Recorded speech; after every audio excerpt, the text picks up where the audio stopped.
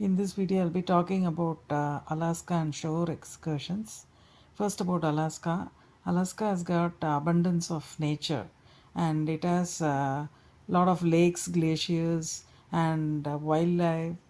So you have plenty of places to go see and enjoy.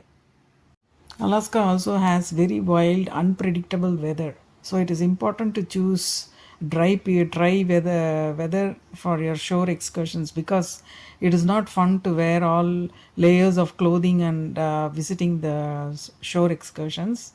And another thing is, if it is raining, it will spoil your day. So it is very important that you choose a dry period. Usually, they say that last week of May to August is dry, but you'll have plenty of rain during July and August too. So you have to thoroughly check the weather and then decide your cruise trip. Now let's discuss about shore excursions. Are they really necessary, and do we have to spend so much money on each excursion? Definitely not, but it depends on two factors. One is your budget, and the other one is your interest.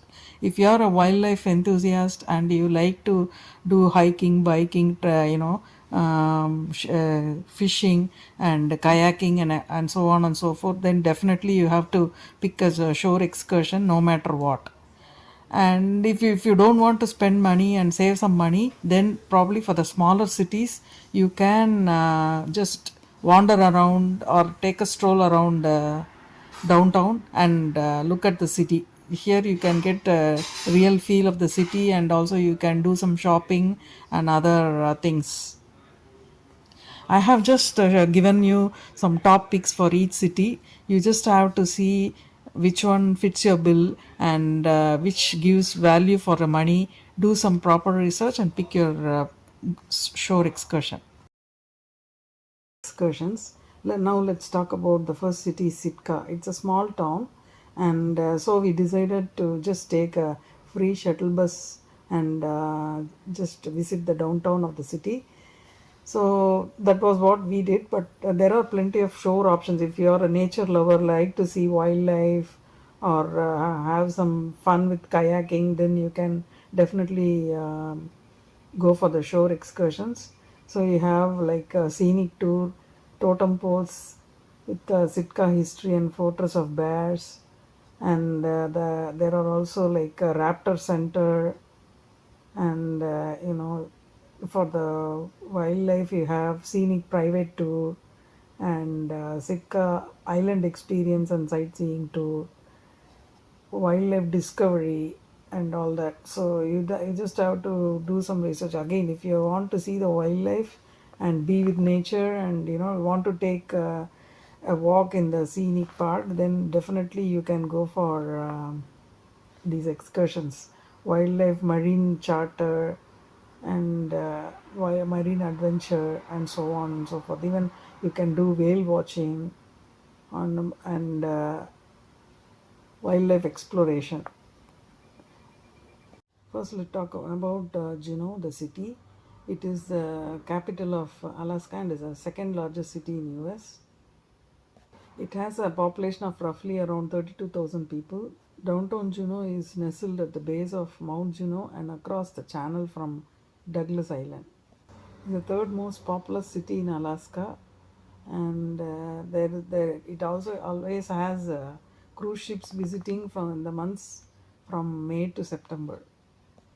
Juneau is unique among the 49 US capitals because it doesn't have roads connecting the city to the rest of the states or North America, and you can only reach it by cruising. Downtown Juneau sits at the sea level, and there are mountains surrounding it, which are about 3,500 to 4,000 feet high. And atop these mountains is Juneau icefield. It's very large ice mass, and from there you have like so many glaciers flowing through. The most famous glacier and is Mendenhall Glacier, and there is also the Lemon Creek Glacier, two of them visible from the local road system. Now let's talk about Juneau. In Juneau, there are plenty of options to explore, and since it's a larger city and also the capital of Alaska, you have lot of options to explore the nature as well as the city. So there are, if you like glaciers, then you can visit the Mendenhall Glacier, Ice Adventure Tour, or Mendenhall Glacier trekking or walking tour. All that is nice, and then you have a canoe tour. So I'll just post the excursions with the price. So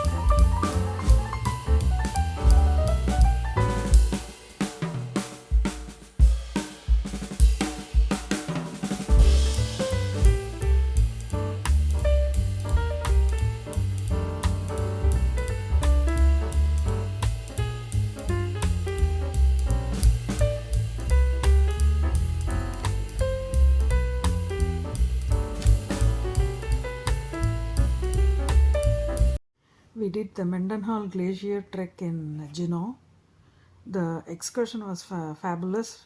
It's a helicopter ride to Mendenhall Glacier, but the trekking was a bit tough with all the heavy boots and gears, and it was little bit tiring, and it was like 2 hours of trekking in that Mendenhall Glacier, which is about 1,500 meter above sea level, and it was a bit cold and drizzling there.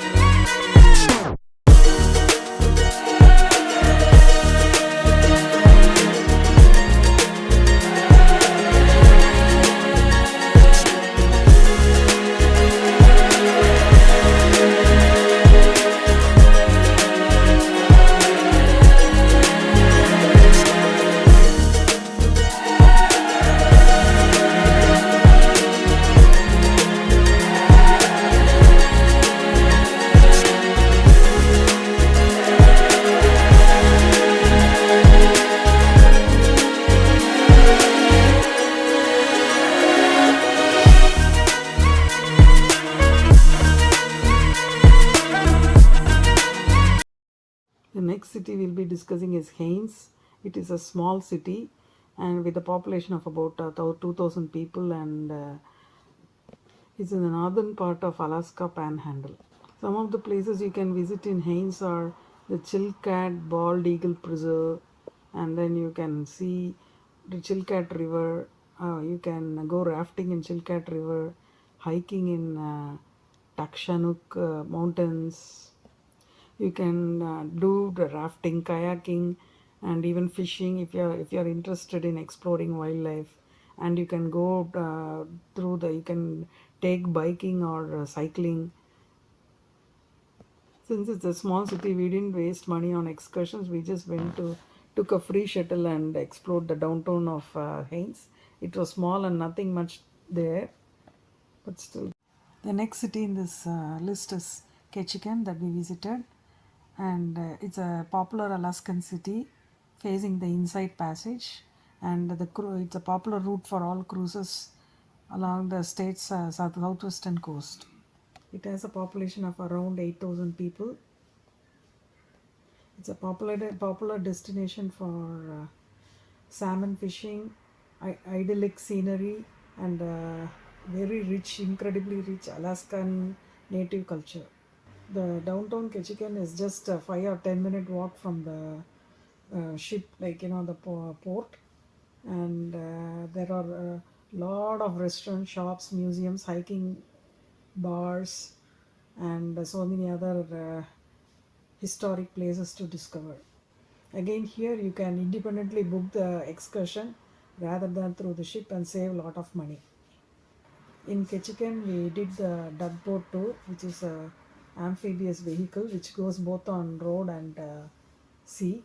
So here they took us through the streets of downtown, and then we plunged into the harbor, and we got to see some scenic views from the boat. And we also strolled through the streets of downtown, and you can see the pictures, some of them I'll be posting. So that is what we did in Ketchikan, and there is plenty of shops, jewelry shops which gave away a lot of free stuff, so you can enjoy shopping and collect the free stuff that the jewelry shops offer. Just like Juneau, Ketchikan has plenty of shore excursions for hiking, biking, trekking, fishing, kayaking, canoeing, and it also has zip lining for through the rainforest. So you just have to shop around and pick the best one that suits you. Some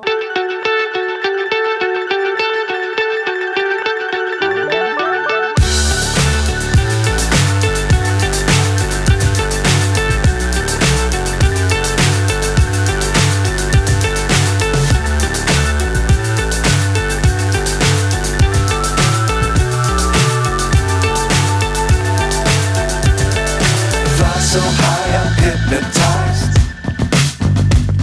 What's up is down, what's left is right.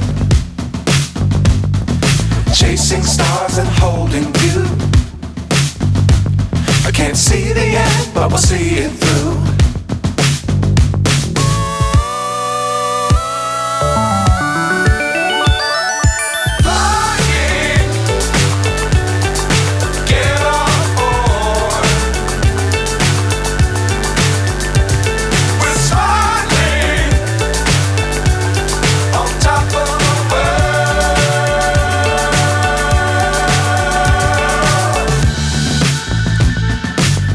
Times don't fly too high. Be sure to keep the ground in sight.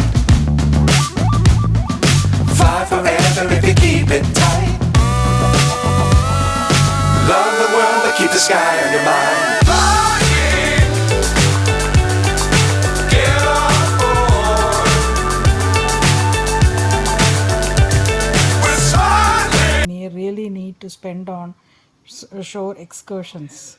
My answer to that would be, if you don't, then you don't get to see the scenic beauty of the city. You cannot get to see the wildlife or other fantastic beautiful sceneries that the city has to offer. If you just go around the downtown, you can only stroll through the concrete jungle of the city. So bottom line, if you have enough money to spend, then you can pick the right shore excursion that interests you. And if you don't want to spend, then just take a walk around the downtown. for the smaller cities. For bigger cities, and of course, it's a once in a lifetime vacation, so you can always save some money and spend on the best excursion possible. Thanks for watching this video. I'll be following up with more videos from around the world. So stay tuned and have a great day.